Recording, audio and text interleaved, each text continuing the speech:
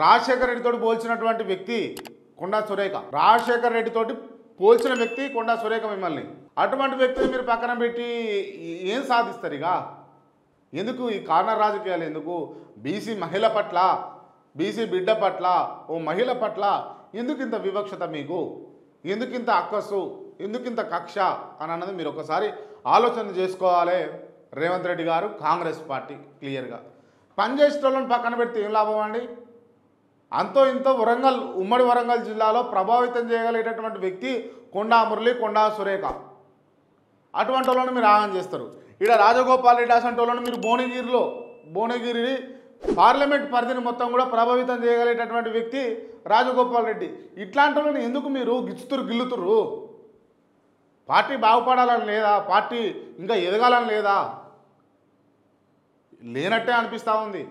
ఎందుకు అని అంటే మేము ఇచ్చిన 6 గ్యారెంటీలు చేయలే, మేము ఇచ్చినటువంటి హామీలు నెరవేర్చలే, మహిళలకు ఇస్తాన స్కూటీలు ఇవ్వలే, మహిళలకు ఇస్తానటువంటి 2500 రూపాయలు ఇవ్వలే, మళ్ళీ మాకు మహిళలు రోడ్ల మీదకి పోయి ఓట్లు అడిగితే ఉంచుతారు అని మీరు అనుభవం తెచ్చుకుర్రా?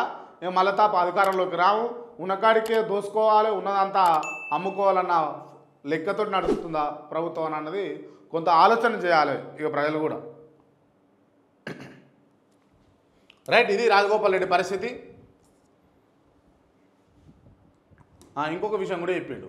బడాబాబులు భూములు కాపాడేందుకే RRR అలైన్మెంట్ మార్చిరట. సొంత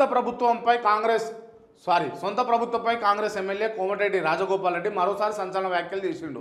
ప్రముఖ కంపెనీలు బడాబాబుల భూములు కాపాడేందుకే అలైన్మెంట్ మార్చారని RRRను భూ నిర్వాసితులు చేస్తున్నటువంటి ఆరోపణలు నిజమే. ప్రభుత్వంలో కొట్లాడి బాధితులకు న్యాయం చేయడానికి ప్రయత్నిస్తాను కాంగ్రెస్ ఎమ్మెల్యే కోమటిరెడ్డి రాజగోపాల్ రెడ్డి. మొత్తానికి కోమటిరెడ్డి రాజగోపాల్ రెడ్డికైతే నాకు తెలిసైతే ఏదైతే మునుగోడు కాన్స్టిట్యున్సీ ఉందో దానికి ఈయన ఎమ్మెల్యే కాదు, ఈయన దానికి సీఎం. ఎందుకు అని అంటే మొన్న కూడా మీరు గమనించాలి, వైన్స్ టెండర్లు నడుస్తూ ఉన్నాయి, వైన్స్ టెండర్లు వేస్తూ ఉన్నారు. ఎల్లుండి అనుకుంటా, రేపో ఎల్లుండో, మరి లాస్ట్ డేటు రేపు.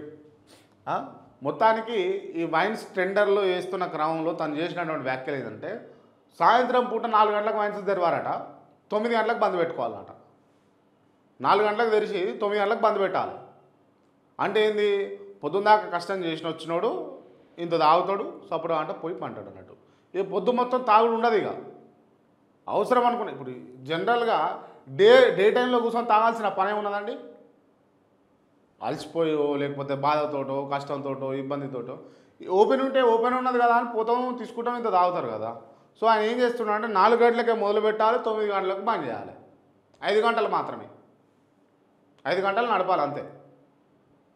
ఇక ఆ నియమాన్ని తీసుకొచ్చే ప్రయత్నాలు చేస్తూ ఉన్నాడు. సో మొత్తానికి మంచి ఇనిషియేషన్.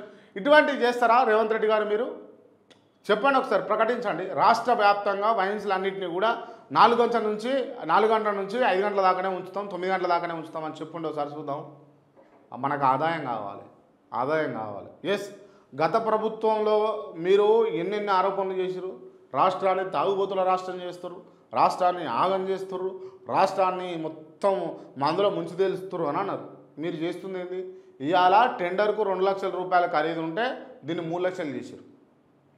ఓ టెండర్ వేయాలంటే, వైన్స్ టెండర్ వేయాలంటే వైన్ షాప్కి, వైన్ దుకాణానికి 2 లక్షల రూపాయలు ఉండే సుమా, ఇప్పుడు 3 లక్షల రూపాయలు చేసింది. ఇది కాదా అనండి? మీరు కాదా?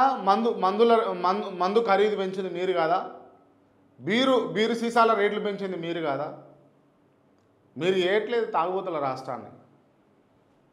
గతంలో గాళ్ళు గదే చేసారు, వాళ్ళకు మించి మీరు అదే చేస్తూ ఉన్నారు. ఇది చాలా దుర్మార్గమైనటువంటి క్రీడ ఇది.